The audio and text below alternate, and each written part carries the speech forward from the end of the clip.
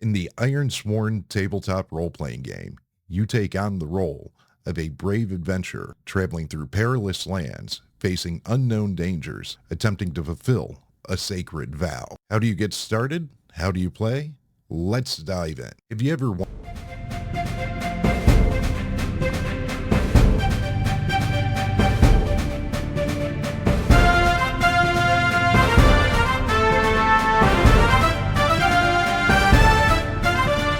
Let's dive in. Have you ever wanted a TTRPG that allows you to dive right in relatively quickly with minimal prep work? How about one you can play on your own, your time, your schedule, and you don't need an entire group, but you could also play it with an entire group. You could play it with multiple players. You could play it with multiple players and no DM, GM, or referee.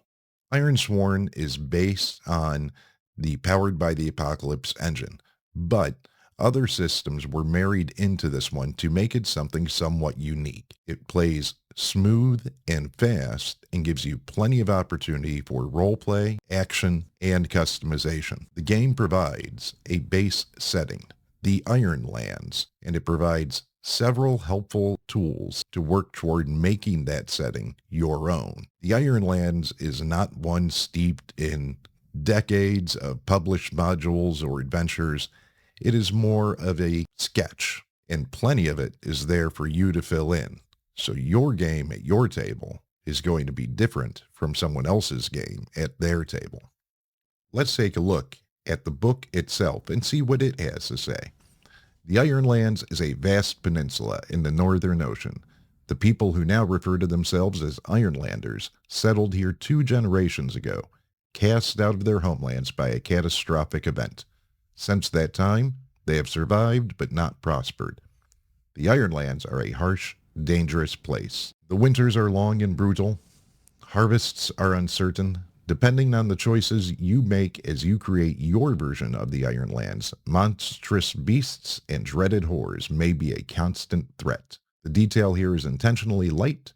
Consider it a sketch on a canvas ready to be adorned with the vibrant colors and details of your story. So right there, they're telling us, hey, we're going to give you the basics. We're going to give you the outlines. You fill in the details. This is your story, your game. And they do go forward, talking. They give some basic things that you might want to keep in mind. Traveling modern distance. These are actually related specifically to rules. But it goes on now to give you those regions: the barrier islands, ragged coasts, deep wilds, flooded lands, havens, hinterlands, tempest hills, veiled mountains, shattered wastes. And then it gives you a brief description. Gives you some descriptors that kind of to keep in mind if you're in that area, which is really awesome. And it gives you a little bit more verbiage here. Here's something that's really cool. If you're going to be in this area, you're going to be starting in this area. Here is a quest starter. I mean, that's kind of neat. It gives you some ideas, right? Do whatever you want, but we're not going to leave you hanging. So after it goes through all these areas, you get to the first parts of your story. For the setting in Ironsworn, you need to decide upon your truths. Now, it provides you some guidance here, and it gives you some recommendations, but you aren't stuck to these recommendations. These are just concepts that fit well with the genre, with the game, and can go ahead and help you create your own world. You would decide the old world, right? And here's some ways they might do it. Was it a sickness that went through that caused everyone to leave?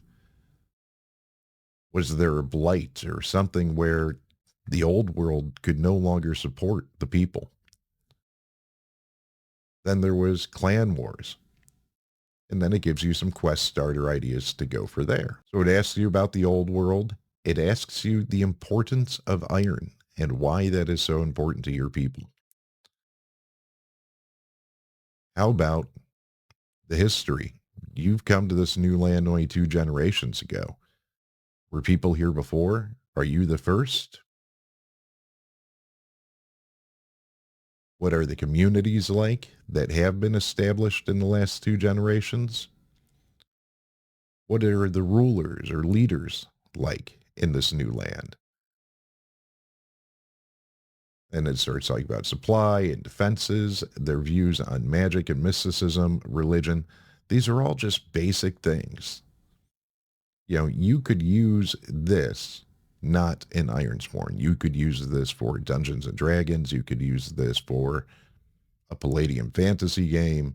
You could use this really for anything that's fantasy based. You could even change the questions a little bit and make it for any game. Some people will create their character and then mold the world to match that character.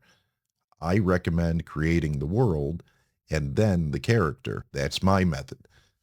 Creating the character really isn't too hard. You're going to envision them, name them, set your stats, and it's a set number of bonuses.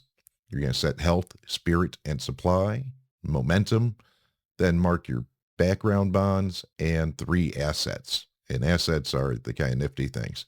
You'll make a note of any important things that come up as far as equipment or items, and you will get a background vow. This right here is, as it says, awesome. Reminding you to make your character awesome. They're going to be highly competent, smart, brave, driven, and they can hold their own in a fight. When your character swears an iron vow, they mean it. However, they aren't Mary Sue's. They have limitations. They're going to have challenges. In fact, the die mechanic in this game is made to make it less likely that you will succeed than you will almost succeed or even fail. There's no classes, there's no races, there are none of those categorical options that you would often choose in other TTRPGs. You are building this character based on their stats and stats alone. Other Powered by the Apocalypse games often use playbooks that somewhat define your character for you already. This is not that. This is building it from the ground up and customizing it to be the character you want to play. Character sheet is actually pretty simple, but we'll just jump through it. So come up with an idea for your character, give them a name. It does have a names table.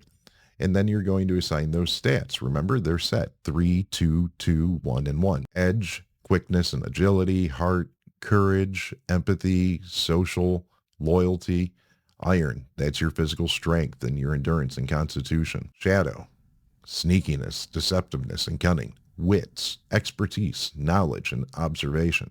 So you can see some parallels and overlaps with other TTRPGs you might be familiar with. You can also see some divergence, and that's okay. I think it's cool how they've got them associated with specific concepts to make them a little bit broader rather than specific terms like strength and constitution and prowess. Your health is going to start at +5. That is just across the board. Spirit would be the same.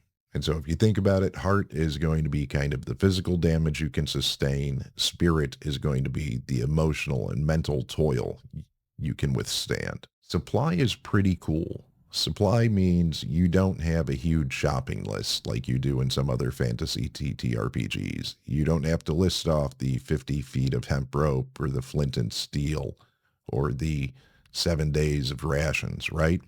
Instead, you have a supply stat, and you will be able to go ahead and increase this when you find some place you can build supply or through gameplay. When you need it, you're basically going to roll against it, and you will deplete it. So sometimes that's going to cause an issue. Again, this one starts at 5 as well. Kind of all the health tracks start at 5 by default. Momentum starts at 2. Momentum is not a health stat. It is something that you can use to power through and overcome obstacles. It's going to go up, it's going to go down. It reminds me a lot of momentum from Conan game from Modiphius. I think it works really well here. It is made to go up and down with the flux and flow of the game. When things are up, momentum's up. When things are at their lowest, your momentum is down.